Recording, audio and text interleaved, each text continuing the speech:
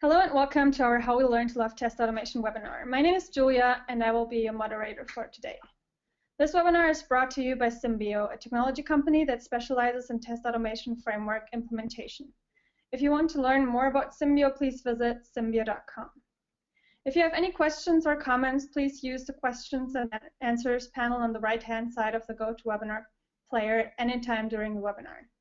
If you have technical difficulties, we found the best solution is to restart the GoToWebinar browser altogether and log on again.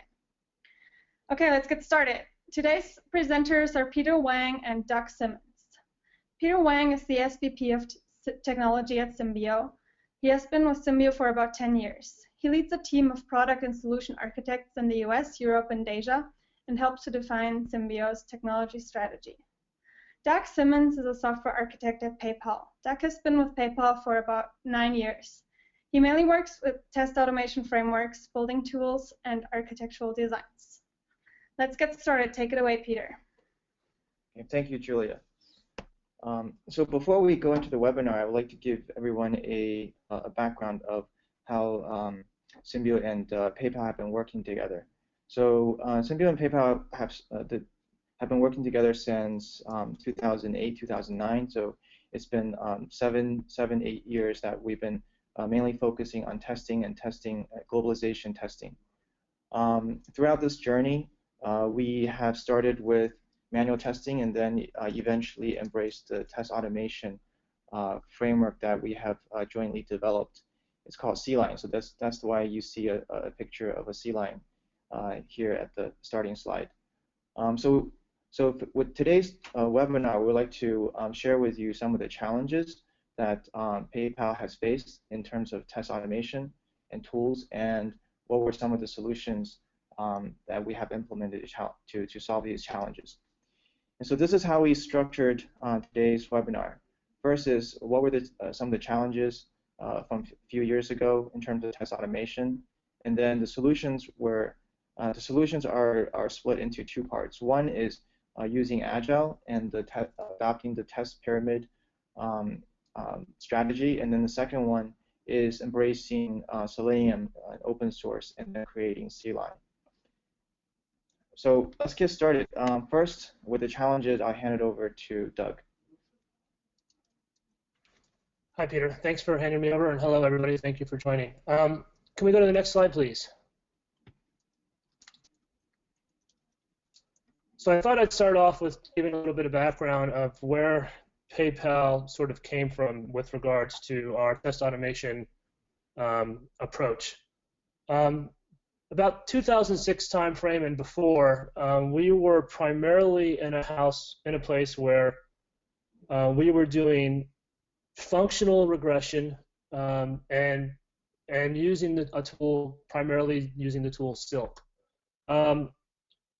There wasn't very much unit test. There wasn't very much of any other type of testing other than manual and functional regression that was done with Silk. Most of this regression was testing at the top level of the stack, if you will. So it was testing through the front door of using a browser, and it was very much built on with a lot of customization. So we had like our own library, if you will, of Silk code that our tests would then plug into to perform the operations that it needed to do. Now this library had a bunch of challenges, and it wasn't very optimal. So what we found ourselves in a place where we had this large regression set of 80,000 tests or so for the entire company, right? And when we would run this regression set, it would take days and days to validate the results, some weeks actually, to validate the results. And there was all kinds of issues. There was scalability issues with regards to running the test. For example, we couldn't get a high throughput without throwing a bunch more hardware at it. So the version of Silk that we had these Silk agents that you would connect to, and these Silk agents could run one test at a time, right? So from a parallelization point of view, we were sort of bound to a single agent per test. So if we had 100 agents, we could run 100 tests at a time. Although there was some level of parallelization, it wasn't enough parallelization to meet the needs of the company.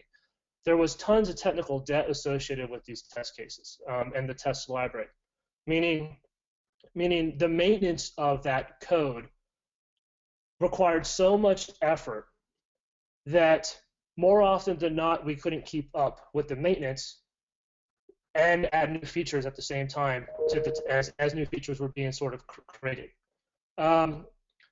Another point of friction that really sort of created the most problems in my eyes was that because it was Silk that the QA community sort of embraced here, and the development community, the non-quality engineers, was not familiar with Silk. They were developing in C++ and Java and other languages. More often than not, when a quality engineer would come to a developer and say, hey, I've got this bug, I can reproduce it every time with my Silk test case, the engineer would sit there and say, the developer would say, well, that's great, but I don't know Silk, I can't reproduce your issue, and therefore I'm going to close it. Now, certainly that's bad behavior, but what I'm trying to highlight there is there was a point of friction associated with the fact that it was a different language and it was a different tool, that we ultimately needed to put ourselves in a place where that point of friction was not there anymore, so that bad behavior couldn't sort of be, exist anymore, if you will. Coupled with the fact that, in addition to this, the version that we were using didn't have all the browser support that we wanted. As you know, Silk is a piece of software that you have to pay for. There's licensing costs associated with it, and there wasn't a whole lot of promise in upgrading to a newer version that supported newer browsers, simply because the library that we had built had all of these other problems associated with it. So just sort of highlighting some of the problems that we had with the Silk in the past and where it come from. Can we go to the next slide, please? So just a little bit more of where we were. We had, by and large, the majority of the testing were done manual or Silk. That's the reason those boxes in the cloud are bigger here. There was very little integration, API, unit tests. As I already sort of mentioned, from a logic point of view, the Silk tests were heavily UI-based. They were very brittle due to the frequent nature of the code changes, in both at the UI level as well as at other levels. One other point that I'll mention there that made them brittle and sort of heavily filled with this technical debt, from an architectural sort of design point of view, the way that we had coded these Silk tests was everything was based on a flow. So, for example, what I mean by that, if you consider a flow for a particular test case to be log into the site, click on my account overview, log out. That's one test flow. And in that test flow, let's say you touch 3 pages: the login page, the account overview page, and the log out screen, the logged out screen. Well, what we did in that particular scenario, and sort of lesson learned, we never wanted to do this again, was for every flow that touched those 3 pages, it was a new unique piece of code. So this meant that if the login page changed, rather than making a change in one place for the new content or the new whatever that's associated with the login page and pulling that in from all the tests, we instead had to update every test that touched the login page, because every test was flow-based, and the logic for moving through that flow was contained in the test. That's the problem. Next slide, please. Handing it back to Peter at this point. Thanks, Doug. So as Doug mentioned, the challenges. So in terms of solution, we have divided it into 2 parts. One is adopting Agile, and this is really an initiative that was started within PayPal about over 2 years ago. So the concept within Agile in terms of testing is this notion of test pyramid. And the reason why we adopted this is because it's a divide and conquer concept. So this concept was introduced by Mike Cohen with his series of Agile books. And what this concept is saying is, instead of having all of the logic being tested by the GUI code, and going through the GUI using the UI testing frameworks like Selenium or Silk or QTP, really dividing this up into 3 different layers. Starting from the bottom is the unit test, right, which should be the foundation of test automation tests. And this is done by developers. Right? You can use JUnit, NUnit, or TestNG to cover this. And this should be around 70% of total number of tests. And then the middle layer is the API and automation, API integration and component tests. And you can use Fitness or SoapUI or Cucumber to focus on these tests. And the middle layer is more focused on business, where the bottom unit tests are more focused on engineering and technology. Right. So so with this, this should be more solid, right? So the foundational layers are more solid because it has less dependencies. Unit test engineering only. The middle layer focuses more on business, and then only the top layer, the GUI test, it is where you're combining all 3 layers together, right? So the actually only 10% of tests should be GUI focused, right? Should be looking at it from a user perspective and only checking UI components and leaving all the engineering and a lot of the business logic really being tested by the bottom 2 layers. And then what's on top is in the cloud is well, represented by the cloud is it should be manual testing. Before, a lot of the manual testing were redundant because a lot of the tests needs to be rerun for every release. But with this concept, all the repetitive work should have been taken care of by test automation, divided into these 3 layers. And manual testing should focus on high-value activities like focusing on new features or exploratory testing of testing that's not in the test plan to see if you can break the system, right? So by adopting this divide and conquer concept, it solves a lot of the problems, and I'll describe how that works in the later slides. So this is a good concept, but how do you actually adopt it and put it into practice, right? So this is really in tandem with adopting the Agile processes. This is what the team setup looks like. Before, the teams are divided into functional teams, so design team, development team, testing team, database team, so on and so forth.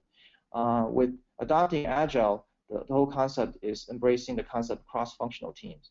So represented in brown here is the developers and designers, right? The developers could be database developers, service developers, or application developers. It should be cross-functional that has responsibility of end-to-end. And also the testers should be part of this team as well. And the cross-functional teams should focus on either whether a component or a service or application, right? So all those having the system divided into those chunks, and these teams can run in parallel. And within these teams, they can focus on the bottom 2 layers, right? So the unit tests and also the API tests. And then at the end of it is, with all the components coming together, applications coming together, is the globalization team, right? The globalization team is really looking at it not just from a language perspective, but representing the user, which is a global audience. So looking at the flows from an end-to-end perspective, and also with the 120 languages that PayPal supports, right? So with this team, the setup is a team of automation testers and manual testers, and I'll show you what that looks like in detail in the later slides. So first, with a cross-functional team, as I mentioned earlier, it's made up of designers, developers, and testers. And with adopting this this paradigm, cross-functional team, everyone is focused on quality, where before functional teams, it's easy to leave the quality to the testing team, right? So with everyone focusing on quality, it's easier to get the teams to implement the unit tests and also the API tests. So an easy way for us to, what we found the easier way to make sure that most of the tests, automation tests, are unit tests, is using a practice called TDD. Right?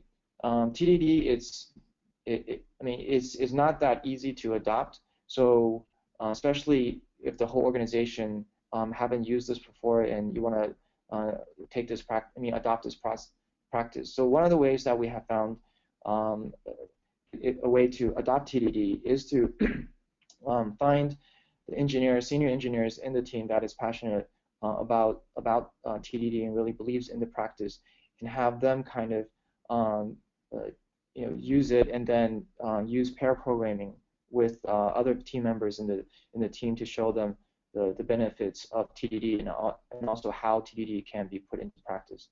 So if the whole team is practicing TDD, basically when the code is done, you have a series. You have very good test coverage already, right? So this is done. So this will cover the unit tests, and then in terms of the API integration tests, this is more business focused, and this is done in collaboration with the testers. Right? So the testers would work with the developers to figure out what the test cases are, and then work with the developers to implement the business logic and these API integration tests. So this is the cross-functional application or service teams, and then when everything kind of flows into the end-to-end globalization, this is what the team looks like, right? Because this team is representing the user in the different languages, it's very GUI focused. So it's looking at it from a UI perspective, right? So this is a team that uses the GUI, the UI focused framework to implement all the tests.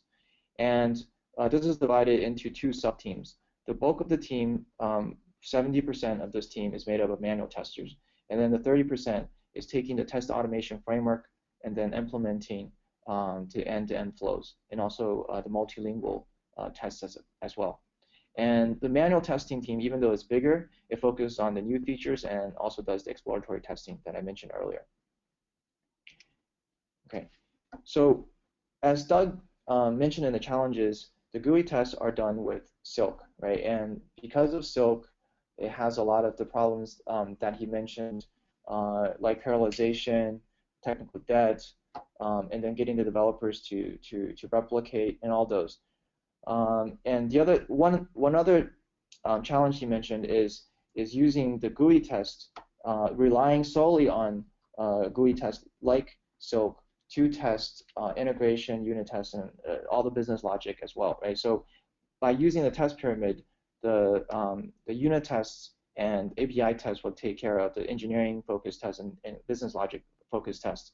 But from a GUI perspective, it still had those limitations. So looking at this, this solution one, adopting this pyramid, doesn't solve this GUI problem, the multilingual and the multilingual problems, and also the series of problems that Doug mentioned earlier. So let's look at solution two. So solution two is embracing the open source framework, Selenium, right? So basically embracing the whole open source philosophy, and then looking at what are the mature frameworks that are out there, and does those frameworks solve the problem that PayPal has. So in terms of figuring out what is the right decision, let's look at it. Let's create a problem statement, right? Let's summarize all the requirements in a problem statement, and this is what the problem statement would look like for PayPal. And actually, this is very common today. It's not just for PayPal, right? So the language, the applications that PayPal create today is on multiple devices, on multiple platforms, and is in 120 languages, right? So just focusing on one, solving on one of these is very complex, and then when you put all three of these together, the complexity grows exponentially. So you have to use a very robust test automation framework to solve these problems. So looking at Selenium, the open source route, what are the advantages versus the Silk and QTP, the license, right? One is it's open source. It's you have access to the source code, right? If you want to extend it, it's much easier to extend, and also there's no license fee, right? And in terms of Selenium, it has wide adoption. It's been around for many years. It's very mature, and there's a very big community behind Selenium, and there's a lot of extensions to Selenium to support various things. But for the multiple device aspect, iOS and Android is supported by Selenium via WebDriver also, right? So so if you look at the Selenium community, it solves the multi-platform and also the multi-device needs, but it doesn't come with that all out of the box, right? So with PayPal, what we did is we looked at what the strengths are and what's missing, right? The strength I've already talked about. So what's really missing is the multilingual part that's not supported, and then the multi-device is in the community, but it's not supported out of the box. So how can we make the integration better? So the solution is SeLion, and then with this design of SeLion, I'll hand it back to Doug to go through the details. Thanks, Peter. Before I move on, I just want to point out that SeLion, just a little bit more background on what SeLion is. So SeLion is an open source. I struggle with the word framework, but I'm going to use the word framework that is recently been open source by PayPal, and essentially what it is a Selenium-based complement, if you will. So you have a bunch of sort of enhancements and tooling sort of built on top of Selenium and Test NG, and maybe so it's Java-based. Let me mention that as well. That sort of is sort of presented in a fashion that hopefully will bring people up to speed and working in Selenium in a much quicker fashion than if they were to go out there and sort of have to pull in all these components and figure out how to get everything working by themselves. Now, certainly what SeLion brings to the table, anybody else could go out there and do it. But again, the belief is, the point of view is, why would you go off and do that? It's something else already out there that gives you 80% of what you're looking for. So that's sort of what SeLion is, the position that SeLion is trying to sort of put out there. So in addition to the two capabilities, multi-device and multi-language, that Peter has pointed out, SeLion has a complement of other things that it brings to the table. But for the purposes of the next few slides, I'm only going to be focusing on the multi-language and multi-device point of view, or not point of view, but capabilities. So with that, with as far as multilingual,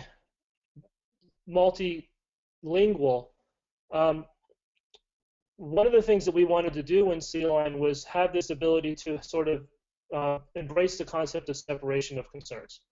And with that, primarily we wanted to separate page content and page layout from actual language. So in other words, we didn't want to have people intermixing in this case, Java code with page content and layout concerns. We wanted people to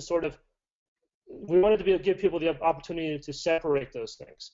In addition to that, when people were doing automation with SeLion, we didn't want to take that same. We wanted to embrace the lesson learned that we had with Silk, where we were doing test automation based on flow. We wanted to get out of that business and instead now do test automation via the page object pattern. And the page object pattern is a pattern that you'll hear quite often talked about in SeLion. And what this essentially states is let's take a page and that we hope to automate it, and let's sort of abstract it out so that we can get an object, and then we'll string those objects together to accomplish a test flow. So in other words, if you have, and going back to that example I talked earlier with a login page and account overview and a logout page, you will create an object which represents the login page, an object which represents the account overview page, another one which represents the logout page, and you would string those things together to do in your test to accomplish that flow need, right? So we wanted to embrace that sort of that pattern that's sort of promoted by the Selenium community, but do it in a fashion where we didn't have, again, page layout and content intermixed with Java code per se.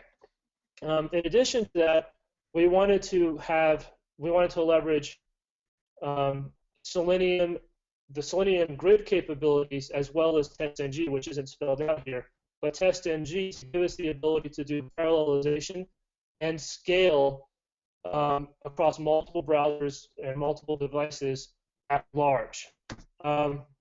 We wanted to have a more robust way of doing data-driven. So, and what this means is essentially having a single test which works like a factory, if you will, and feed in rows of data into that test over and over and over again, so that you're essentially iterating on the same test with a different data set to validate, and potentially also different validations to test whatever it is you're testing. This works really well, for example, when you're testing an API and you need to go through all the permutations of the parameters to that API. And last, we wanted to hook in these other two open source projects called Selindroid and iOS driver, which give you those multi-device capabilities, specifically on Android and iOS for doing test automation. So we'll talk a little bit more about that in the slides to come. Next slide, please. So going back for a second to the separation of concerns for representing what is visible on the page, what we did in SeLion is we've created this thing that we call page YAML. And all page YAML is, it's a single file that maps back to a single page on a site or a single screen on a device, if in the case of mobile, right? And that single file uses the YAML markup language, right? And which is sort of a misnomer because YAML stands for YAML something not, anyways. So we use YAML to mark up the page or the screen, and what happens is that we then run a code generator that is available with SeLion. It's called the SeLion code generator, and what it does is it takes that YAML and converts it into Java in this case, which will give you the actual object now that you can instantiate in your test and string together. So now these Java files, yes, they're Java files, and yes, they will give you access to all the different elements on the page, so the login buttons in the case of a login screen and the user field and blah, blah, blah, blah.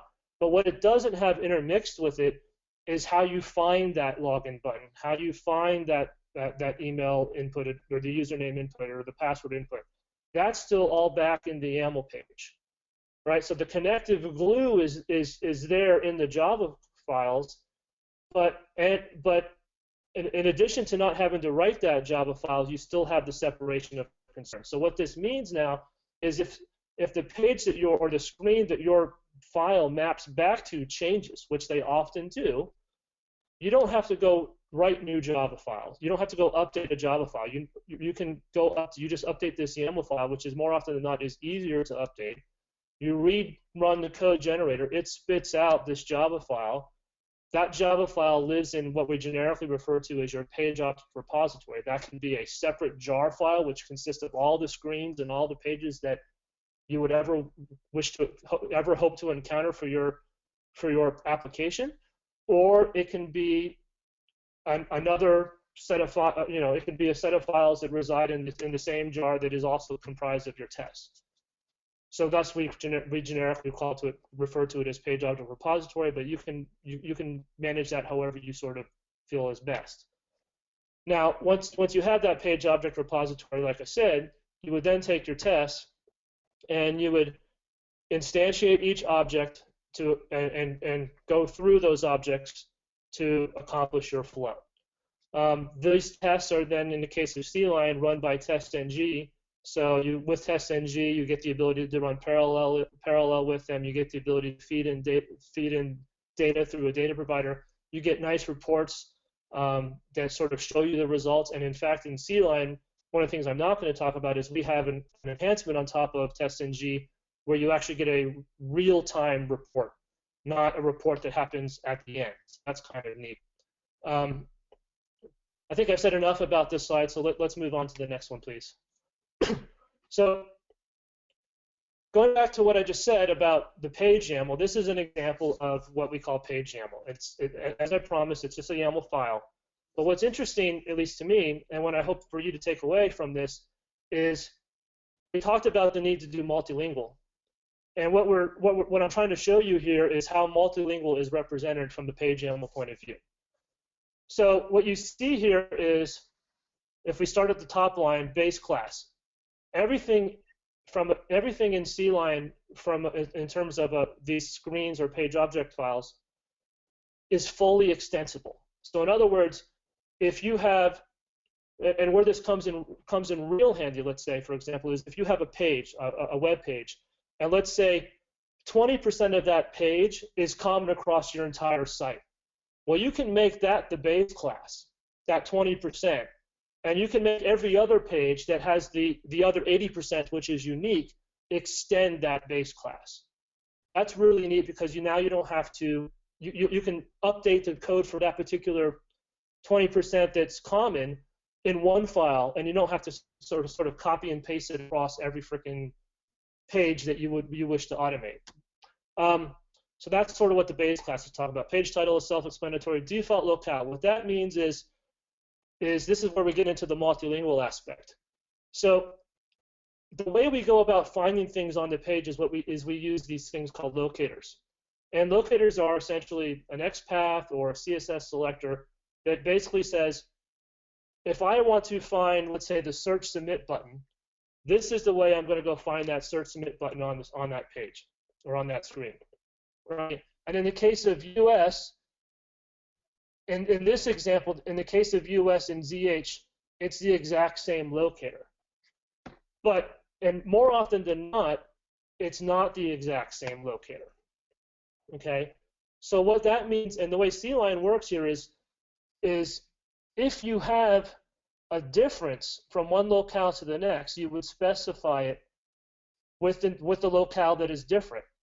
But if you don't have a difference, then it will just roll back to the default locale. So for example, if I'm running a test automation for the country code UK, because there is no locator here for UK in this file, I'm going to roll back to the default locale, and SeLion is going to assume that the locale for UK, the locator for UK is exactly the same as US because the default has now come into play. So really, you only need to specify the differences with these locators. We didn't do that in an example, so I apologize. The example is not ideal in that case. But from a point of view of how does page YAML look, this is the structure. You would have your base class, your page title, your default locale, and then your elements. The elements here are official Apple Store link. That's the name of the name that you want to refer to this thing as, and then these are the locators for each country. The same for the submit button, the query text field. The last thing that this page YAML mentions is this thing called page validators. Not going to go into a whole lot of detail about what that is, but essentially what that is there's a little bit of a language here that little bit of flexibility in terms of what you can put in there, but really what that means is that it tells SeLion that when you load this page, I want you to do a quick validation that I'm on the right page. In this case, that quick validation is it's going to check that the official Apple Store or link is on the page. That's all it's going to do. And it's going to use that to validate that you're on the right page. Next slide, please. So this is an example of what a test case would look like in SeLion. It's test.ng, hence the annotation at test. The annotation at web test is a SeLion specific web test. That tells SeLion that I'm about to do a web test. And that tells SeLion that it needs to create a Selenium session. It needs to do everything it's going to do to get that set up. What you don't see in this example is the page objects that were created from the YAML file. But what you do see is the instantiation of those page objects with the first 6 lines inside this method. Those are all instantiating every page object that was generated from a YAML file, right? And in each instantiation, the locale is being passed. In this case, the locale is being fed from the data provider from test.ng. Once we have those objects instantiated, we now are using SeLion and what basically Selenium-like calls, coupled with the page objects, to go through the flow. And what I think, hopefully you all agree with me, the end result is very readable code. You're going to navigate to the Apple Store. You're going to search for iMac from the Apple Store page. You're going to sort on the Shop Mac page for something. I'm not going to, and then so on and so on. So that's an example of what a test case could look like. One thing that you don't see in this test case, I'm sorry, can we go back 1 second? One thing that you don't see in this test case are any test.ng assertions. That's not to say that you shouldn't have them. You should have them. They just weren't done in this particular example. So the only thing that's being validated here in this particular example is all of the page is loaded validation that's built into the YAML if it was specified. Okay, next slide, please. So what you get when things are all said and done is you would, if you were to run that test case, these screenshots are the actual screenshots that you would get back. And what we've done is we've put them on a slide so you can see them all together. But this is the test flow and all the screens that just happened for that particular instance. All right, so we had our start screen, went to our search screen, shop, sort, select, and so on. And this is just sort of showing you what you would get from the report. Next slide, please. So sort of how it works. If you're familiar with Selenium already, this slide isn't going to be very informative to you. But if you're not familiar with Selenium, I'm going to take a minute to walk through it. So basically what happens here is you have SeLion, which again is Java code. And as for all intents and purposes, I want you to think about it on this slide as a client. In this case, it's a test client. Okay? That client is going to connect to a Selenium grid. I want you to think of for a second as the grid as a server. Now that server can be out in a cloud somewhere. It could also be, in the case of SeLion, be running locally on the same machine which you're running the client. Right? That's less important. It's just think of it as a client speaking to a server, and the client is instantiating the test. It's saying, server, go make a connection for me to a browser or a mobile device, and then go run my test on that browser or that mobile device. So what happens in this case is once the client makes that connection to the server, and let's say, for example, the client says, I want to run a test on Firefox. The server will then go off and find any nodes that are not currently in use where Firefox is available. So in this case, that would be a web node. Once it finds that web node and makes that connection, now all of the test flow, right, is going to run on that Firefox browser on that web node, and all of the results will come back to your client. Likewise, if you were running on a mobile device, it would be connecting to a mobile node and then running all of the stuff on that mobile node. Now, mobile nodes are a little interesting. Mobile nodes can be either emulators, in the case of iOS, that would be an Xcode emulator. In the case of Android, it would be an Android emulator, right? Or they can be real devices. Real devices are a little bit more challenging because you have to figure out how to manage all these different versions and et cetera, but you can connect with iOS driver and Selendroid to physical devices. I will say that the projects are still up-and-coming projects. They need active contributors to make them, although they are very, very solid, they still need improvement.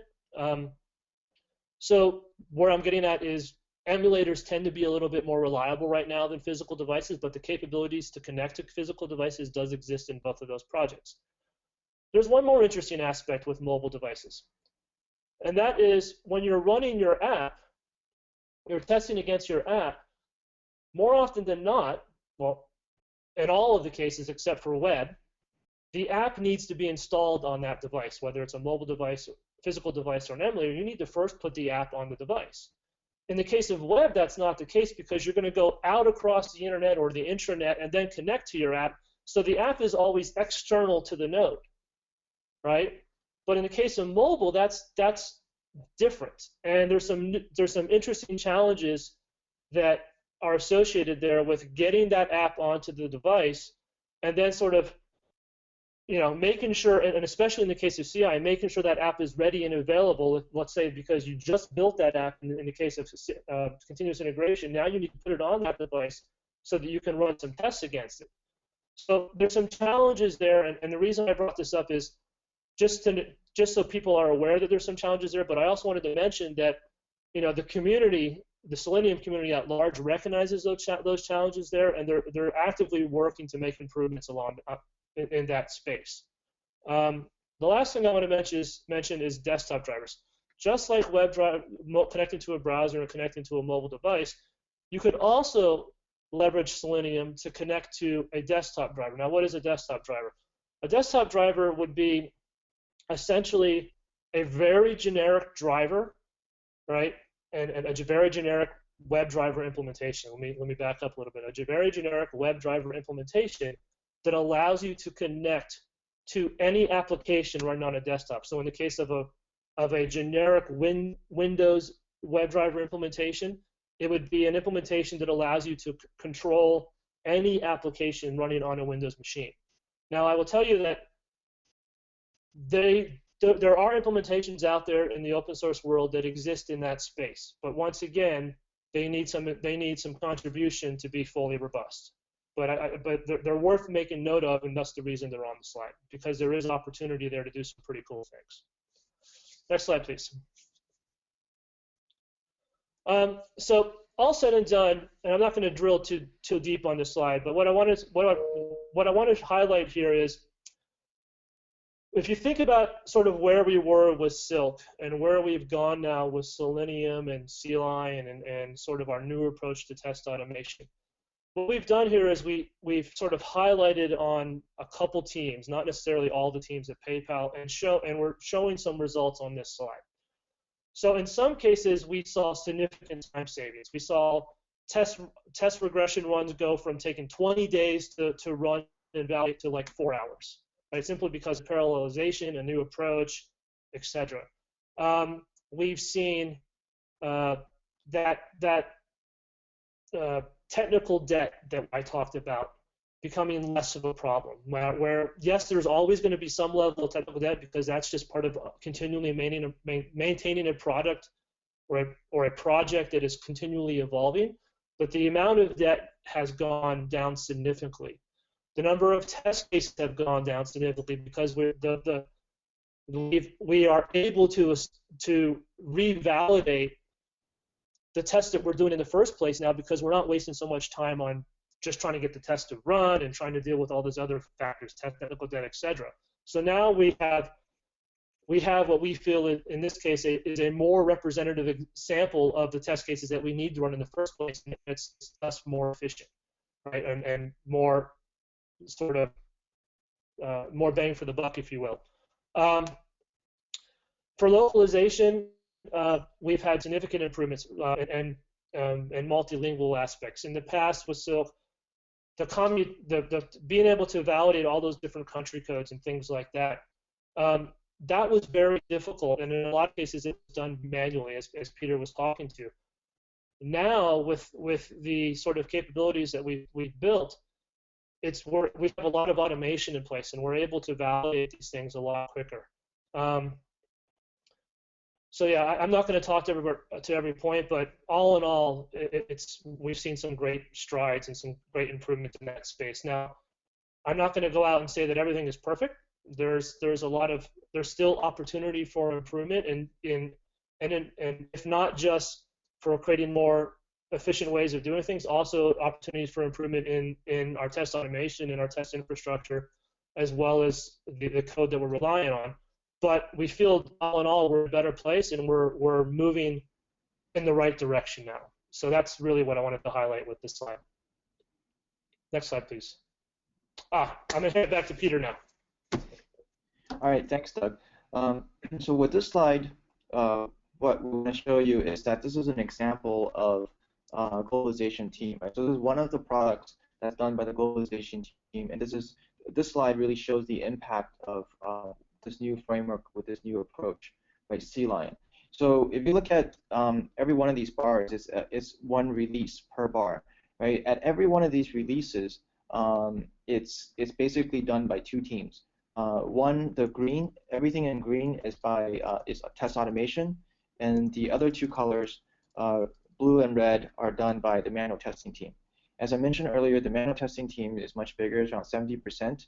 It represents 70% of the headcount, and with the smaller headcount, the smaller team, actually with test automation is giving a lot more coverage. So if you look at every one of these releases, it's actually 98 or 99% of test coverage are done by test automation team, while the bigger team with the manual team is focusing. I mean, the coverage is smaller, but it's also it's also very high value because the manual team is looking at the new features and some of the regression tests that the test automation cannot cover. So all in all, for every release, there's over 10,000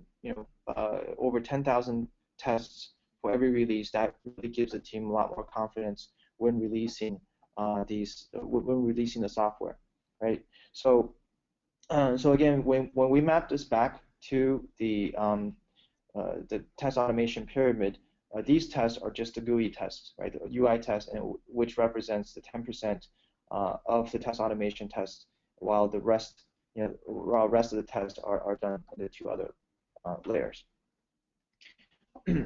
So this is the last slide, which is the summary slide. I think it's pretty self-explanatory, so I won't go into all the details. But what I want to highlight is that by embracing the open source community and taking something that's mature from open source community and really extending it and then giving it back to the community is what PayPal have done with SeLion. And to find out more about SeLion, to learn about SeLion, please go to this link, selion.io. And an extension to the concept that came from SeLion is this new project called Nemo that PayPal has also open sourced. And so, Doug, do you want to talk a little bit about Nemo before we open up for questions? I'll be brief since we're running a little bit behind, but yeah, essentially what Nemo is it borrows a lot of the same foundational concepts and sort of aspires to meet the similar needs that SeLion does, except it's Node.js based. And again, this sort of goes back to the reason why we have Nemo and SeLion both as open source projects from PayPal. It goes back to what I was saying earlier, where developers more often than not like to be working in the same tool set that they're also building code. So if they're building a product in the language X, more often than not, they also would like to be testing a product in that language X. Now, that's not to say that that's a hard and fast rule. Certainly, you can hire people for your team that have a wide variety of skill set and are comfortable with multiple languages, and that is definitely something we do see at PayPal. But we really put them both out there because we want to give people the opportunity to sort of choose and sort of weigh the pros and cons and make an informed decision. Not because we're trying to say, hey, Java is better or Node is better or whatever. It's really about, giving developer choice. So that's all I'll say about Nemo. If you want to know more about Nemo, it's nemojs.org. Okay, great. So let's open it up for questions. For any questions you have, please type into the question box. The first question we have is, will the recording be available? So yes, the recording will be available, and we'll be actually put it on. We'll publish it on YouTube, and we'll send out the link after this webinar. Another question is, where do you see Selion going from here? So Doug, do you want to take this one? Yeah, I'll take that one. I have to apologize. It was nemojs.com, not nemojs.org. Going back to what I said a second ago. So where do I see Selion going from here? Well, first and foremost, I want to recognize the fact that Selion is still at a 1.0.0 snapshot, which means we're still developing towards our first release of Selion. The first and foremost in my mindset is getting towards that first release of Selion. Beyond that, my focus, at least right now, is around building a community around Selion. I really want to be at a place where we have a healthy community. It's not to say that we don't already, but I'll be honest. A lot of the community is PayPal specific. I would like to see a community that is more broad. I think there's an opportunity here to realize that, simply because I think there's value in what we've done. It's like I said, not to say that it's perfect, but I think there's something here that helps people get started. Like I said, beyond that, in terms of capabilities, we have a pretty extensive backlog of things that we want to add to Selion. Mobile is extending our mobile support is first and foremost on our mind. iOS driver and Selenium are really exciting projects. They, as I said, they need contribution. And if you have any desire to contribute to those projects, I'd be happy to help put people in contact with that. But beyond sort of getting those projects, effort, I'm really excited about extending our capabilities with those projects and making our integration with those products more feature-rich, if you will. So yeah, I hope that sort of gives you an idea of where I see Selion going, at least in the next 3 to 6 months. Okay, great. Let's see. Next question. There are people that think that TDD is an overkill. Is TDD really necessary? Okay, so I'll take this one. So TDD is much harder to adopt than said. So if you look at a lot of the teams, I think a lot of the teams actually only a small percentage of the teams are using TDD, and in order to adopt TDD, you really have to have the different environment, the mock environment set up. Also, part of the code really needs to be designed for to support TDD. And if you look at a lot of the very senior engineers, very mature engineers, the movers and shakers of the industry, they have found TDD to be very helpful for them, and also kind of cleans their design or clears their thought in terms of design when they write the code. So it's definitely a different way of thinking, and it's definitely, in terms of adoption, it's not as wide as it could be. So, but in terms of test coverage, this is really a great way to use TDD to increase the test coverage at the unit test layer. So what I would say is really just try it out as a pilot at the beginning, and then when you reap the benefits, really you can spread the practice through the organization by doing training or doing pair programming to make that happen. Can I add one thing?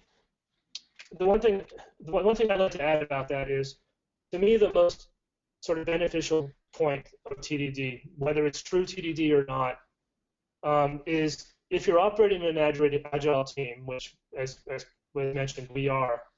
More often than not, that means you have quality engineers and developers, normal developers, sitting on the same team. To me, the thing about TDD that is sort of really important, like I said, is you think about how the test first, right?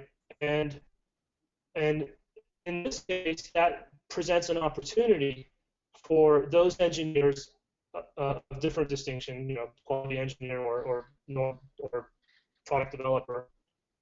It gives an opportunity for them to sit down and talk about it, right? And think about the test strategy and think about how the tests are going to come together and when the test, what differentiates a test from passing and what differentiates a test from failing and when is the feature actually complete. Something that other paradigms don't necessarily embrace. So that to me is a really neat thing about TDD.